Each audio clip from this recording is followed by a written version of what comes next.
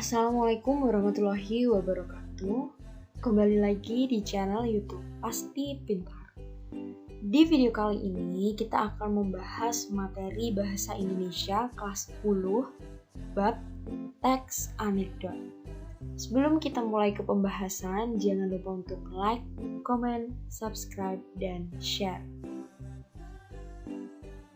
Yang pertama, pengertian dasar dari teks anekdot.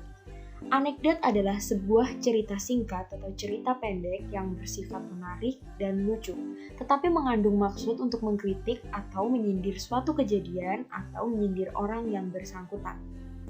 Teks anekdot biasanya bertujuan untuk menghibur. Di samping itu, teks anekdot juga tidak hanya berisi tentang peristiwa-peristiwa menarik, konyol, dan menjengkelkan, tetapi juga berisi ungkapan dan kebenaran umum. Yang kedua, struktur teks anekdot. Yang pertama ada abstraksi. Abstraksi adalah bagian awal teks yang berfungsi memberikan gambaran mengenai apa yang akan dipaparkan dalam teks. Bagian ini biasanya mengandung hal-hal yang unik. Yang B ada orientasi. Adalah bagian awal cerita yang berisi latar belakang peristiwa terjadi. Yang C, krisis. Adalah bagian teks yang berisi terjadinya masalah atau kejadian-kejadian. D. Reaksi adalah bagian teks yang berisi cara penyelesaian masalah dari bagian krisis. E. Koda adalah bagian dari akhir cerita yang berisi kesimpulan mengenai kejadian yang ada pada tokohnya. Selanjutnya ada struktur lain dari teks anekdot. Maksudnya adalah ada beberapa sumber yang memuat struktur yang seperti ini, ada juga yang menggunakan struktur seperti yang sebelumnya. Ini untuk struktur yang lain yang seperti ini, yang pertama ada abstraksi, yaitu bagian awal paragraf. Dilanjut dengan adanya orientasi, yaitu suasana awal cerita. Lalu ada event, menceritakan rangkaian kegiatan atau rangkaian. Lalu ada krisis, munculnya masalah utama dalam teks anekdot. Selanjutnya ada reaksi, cara penyelesaian masalah dalam teks anekdot. Ada koda, perubahan yang terjadi pada tokoh, dan yang terakhir ada reorientasi, yaitu penutup atau bagian akhir dari cerita. Yang ketiga ada ciri-ciri teks anekdot. Yang pertama, mempunyai karakter lebih dekat dengan perumpamaan dengan dongeng. Yang kedua, menampilkan karakter hewan dan figur manusia yang pada umumnya sering terhubung dengan realita. Yang ketiga, mengandung humor dan lelucon.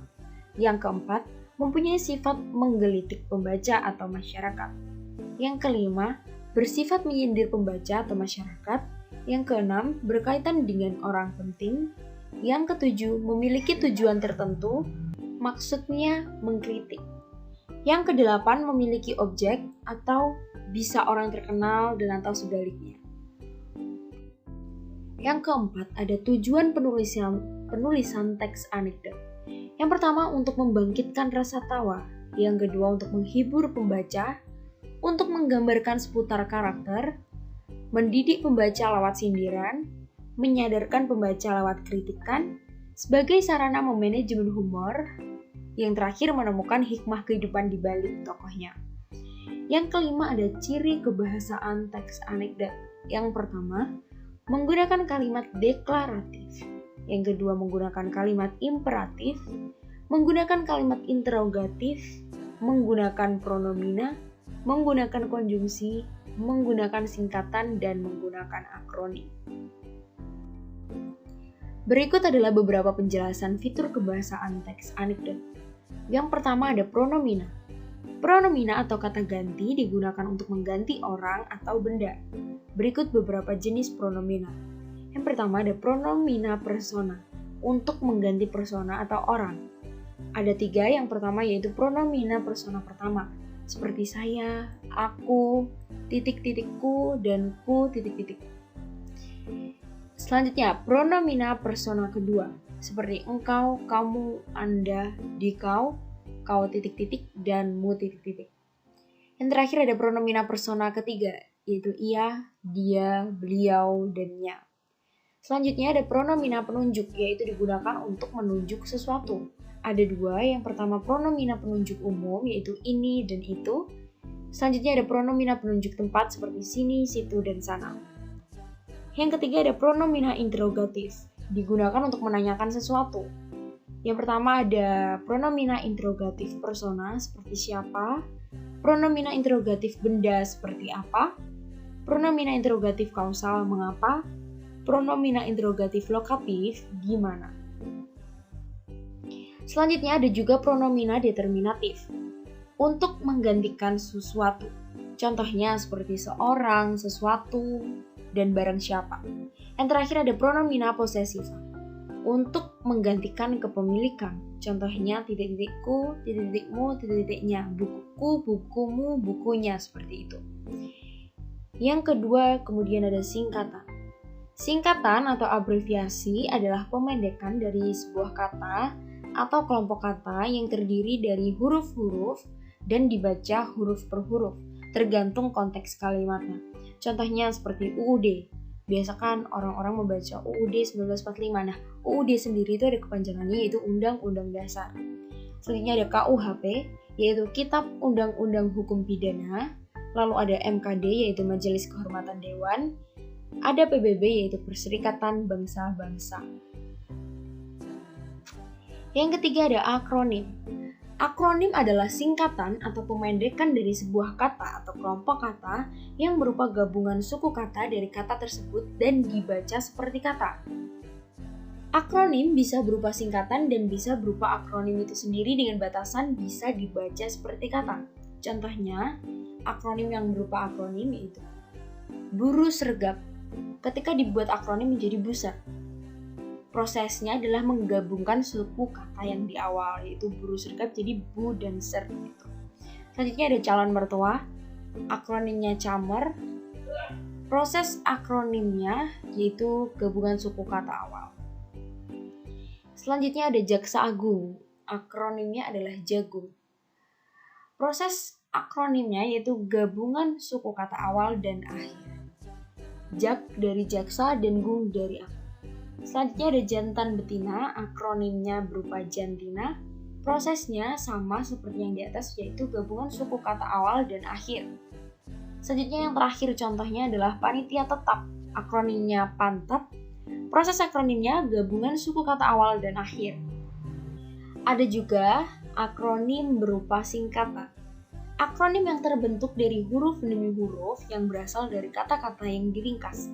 Singkatan kata ini tetap bisa dibaca seperti kata, contohnya MEA, yaitu Masyarakat Ekonomi Eropa, NATO, North Atlantic Treaty Organization, dan NAVI, Navy, Army, and Air Force Institute. Selanjutnya ada FAO, Food and Agriculture Organization, ada juga ISI, Ikatan Sport Sepeda Indonesia. Jadi intinya itu MEA bisa dibaca seperti kata MEA, NATO dibaca NATO, jadi nggak NATO gitu. Selanjutnya saya akan memberikan contoh teks anekdot. Suatu hari ada rombongan pejabat mengadakan kunjungan kerja ke suatu daerah. Dalam perjalanan, bis yang ditumpangi rombongan itu mengalami kecelakaan. Kejadian itu disaksikan oleh seorang petani tua. Melihat banyak korban yang meninggal, si petani dan warga sekitar langsung mengadakan penguburan massal.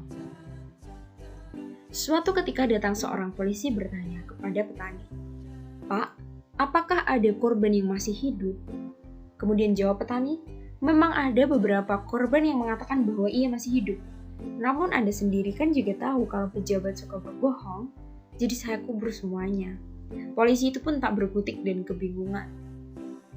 Kita bisa menelaah dari contoh teks anekdot di atas, kita bisa sebutkan strukturnya. Yang pertama ada abstrak. Abstraknya yaitu rombongan pejabat mengalami kecelakaan. Orientasinya, suatu hari rombongan pejabat melakukan kunjungan kerja ke suatu daerah. Eventnya, rombongan pejabat mengadakan kunjungan kerja dalam perjalanan mengalami kecelakaan. Meskipun ada yang berkata masih hidup, namun semua dikubur karena petani berpikir pejabat suka berbohong. Selanjutnya ada krisis. Dalam perjalanan, bis yang ditumpangi rombongan itu mengalami kecelakaan. Selanjutnya ada reaksi. Melihat banyak korban yang meninggal, si petani beserta warga sekitar langsung mengadakan penguburan massal. Selanjutnya ada bagian koda. Memang ada beberapa orang yang menyatakan bahwa ia masih hidup. Namun Anda kan tahu sendiri bahwa pejabat suka berbohong. Jadi ya saya kubur semuanya. Kemudian yang terakhir ada reorientasi. Polisi itu pun tak berkutik dan kebingungan. Mungkin adik-adik sekalian bisa menulis contoh dari teks anekdot yang saya berikan dan bisa dipahami sendiri dari bagian-bagian struktur yang sudah saya sebutkan. Dan bisa dipelajari lagi agar lebih tahu apa itu teks anekdot dan lebih tahu strukturnya seperti apa. Terima kasih, mungkin sekian yang dapat saya sampaikan. Wassalamualaikum warahmatullahi wabarakatuh.